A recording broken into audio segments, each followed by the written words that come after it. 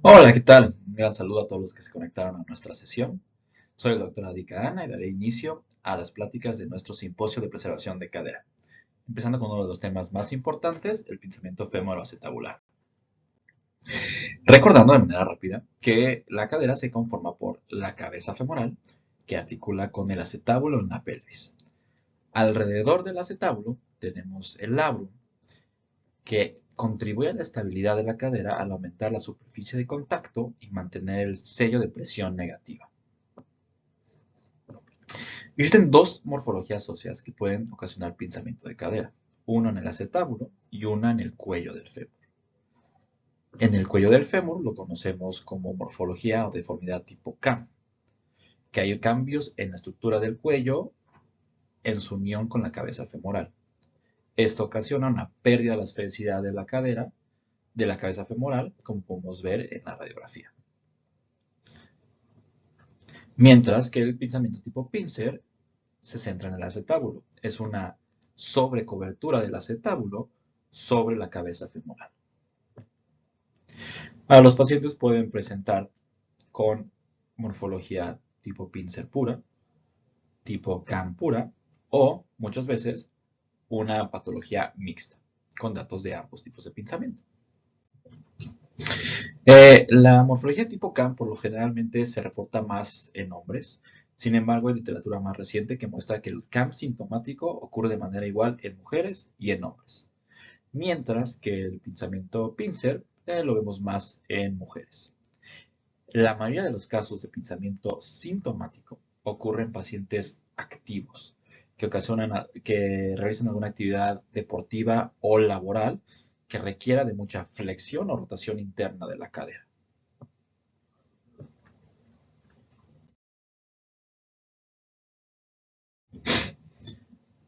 Ahora, la deformidad tipo CAM por lo generalmente existe o se encuentra en la zona anterolateral del cuello femoral, pero muchas veces se puede extender de manera anterior o de manera lateral sobre el cuello. Y hay otras anormalidades anatómicas que pueden contribuir a que empeore este tipo de pinzamiento. Puede existir una cabeza femoral no esférica pero congruente, un cuello femoral corto o una cadera en varo que crea una disminución entre el offset del cuello femoral y la cabeza. Ahora, ¿qué pasa cuando hay un pinzamiento tipo CAM en la cadera? Bueno, pues con flexión o flexión y rotación de la cadera, este CAM se aproxima al labrum y crea un estrés compresivo y cortante sobre el labrum que crea una delaminación del labrum. Y en casos más extremos o donde no se da un tratamiento adecuado, esta delaminación puede continuarse al cartílago dentro de la articulación.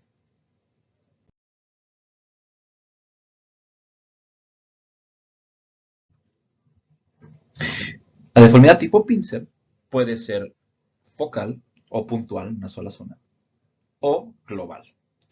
La focal la vemos más en pacientes con retroversión acetabular, recordando que el acetábulo por lo general tiene una anteversión o ve hacia adelante.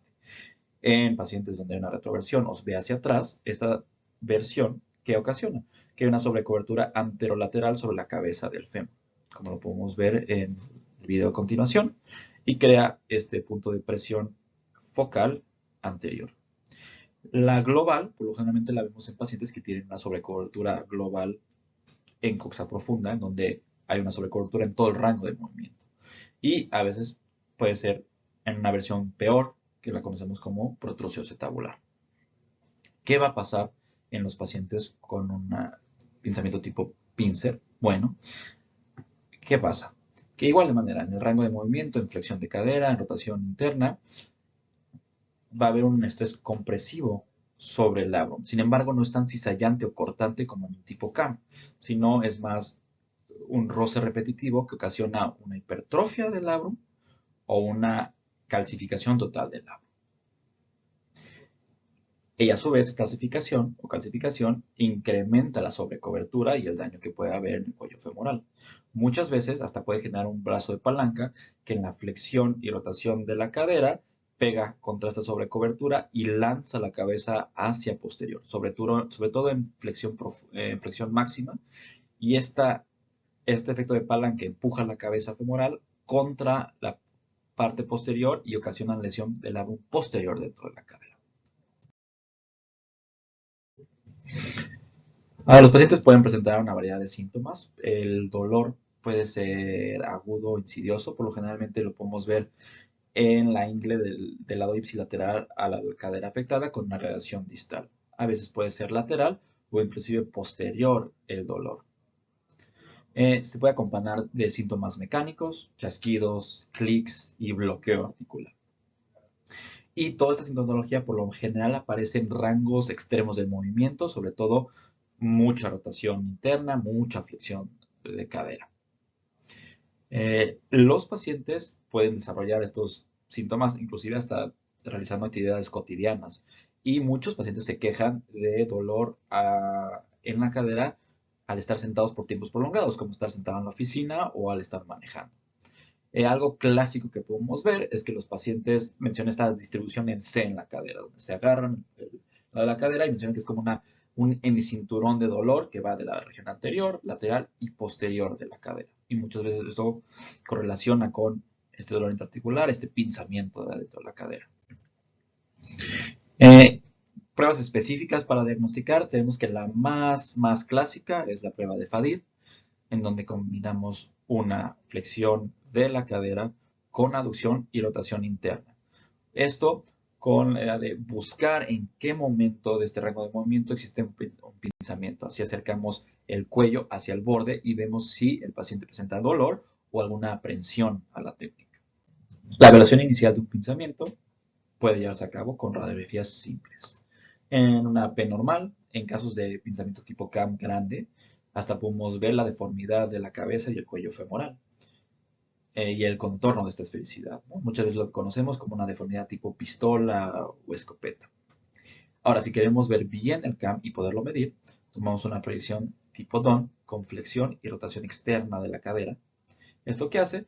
Que nos permite evaluar la zona anterior y anterolateral del cuello. Y aquí es donde vamos a medir nuestro ángulo alfa para determinar si hay un CAM y qué tan severo es. Dependiendo de la literatura, el punto de corte es a partir de los 55 o 60 grados. Para un pinzamiento tipo CAM, pincer, también hacemos uso de radiografías simples. Aquí buscamos datos de sobrecobertura y de retroversión. ¿Cómo vamos a buscar retroversión acetabular?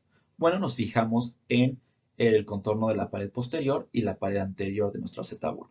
Normalmente no debe haber contacto entre ellas. Si tenemos un cruzamiento, eso nos habla de un probable retroversión acetabular con un pinzamiento focal anterolateral.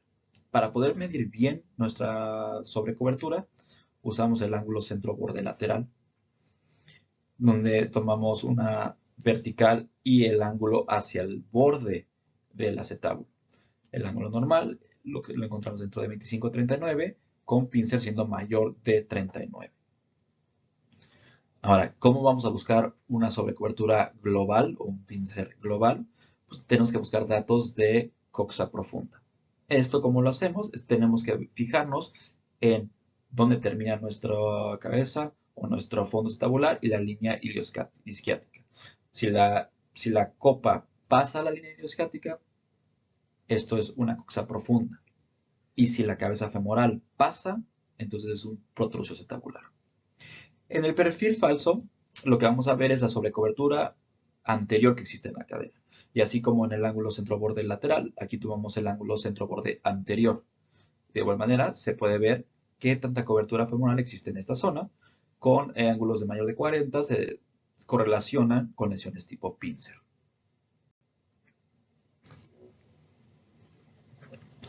¿No? También podemos hacer uso de otros estudios de imagen, como la tomografía y la resonancia magnética.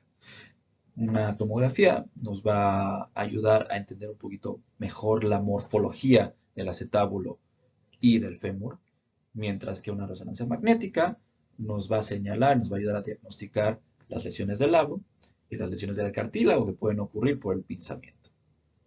Ahora, cuando el diagnóstico no es tan claro, muchas veces también podemos hacer uso de inyecciones intraarticulares, en donde se le pide al paciente que agrava sus síntomas, se inyecta algún agente local como lidocaína para poder ver si el dolor proviene dentro de la cadera. En cuanto al tratamiento, intentamos siempre empezar con tratamiento conservador. terapia física, cambios de actividad, terapia antiinflamatoria con medicamentos orales, o hasta dentro de algunos casos podemos hacer uso de inyecciones intraarticulares. Cuando los síntomas persisten a pesar de todo esto, es cuando debemos de estar pensando en un tratamiento quirúrgico. Ahora, es importante entender que en pacientes con un pinzamiento sintomático que no reciben ningún tipo de tratamiento, esto sin ninguna duda lleva a una artrosis temprana de la cadera. Este estudio con 13 años de seguimiento demostró que al comparar pacientes sintomáticos que con tratamiento quirúrgico contra tratamiento conservador, el grupo de pacientes con tratamiento conservador desarrolló artrosis, ya sea grado Tonis 2 o 3, en el 22% de sus pacientes, contra menos del 10% en el grupo que recibió tratamiento quirúrgico. Y en cuanto a tratamiento quirúrgico, pues las técnicas realmente han evolucionado. Antes eran incisiones amplias, había que hacer una luxación de la cadera. Ahora ya cambiamos todo esto por un abordaje mínimamente invasivo, donde todo lo podemos realizar por artroscopía. La idea con este tratamiento es poder acceder a la cadera y corregir las lesiones y la morfología que causa las lesiones. En el caso del acetábulo, podemos rebajar esa sobrecobertura y podemos reinsertar el labrum al borde o reconstruirlo por completo. En cuanto a la parte femoral, igual podemos tratar esa versión CAM y rebajarla para garantizar un rango de movimiento completo sin ningún tipo de pinzamiento. Todo esto se hace bajo visión directa, al igual que bajo control fluoroscópico, donde vamos revisando que la resección sea adecuada para permitir este rango de movimiento sin pinzamiento, sin caer en una sobreresección del cuello femoral. Ahora, también, ¿por qué estamos hablando de que tenemos que ser muy precisos en nuestro tratamiento? No solo de las lesiones, pero del pinzamiento que causa estas lesiones. Bueno, hay varios estudios que describen, uno, que la falta de tratamiento de la causa, o sea, del pinzamiento, ocasiona que los pacientes vuelvan a desarrollar lesiones en el labrum porque no corregimos realmente lo que estaba ocasionando la lesión. Y, por ejemplo, en este estudio a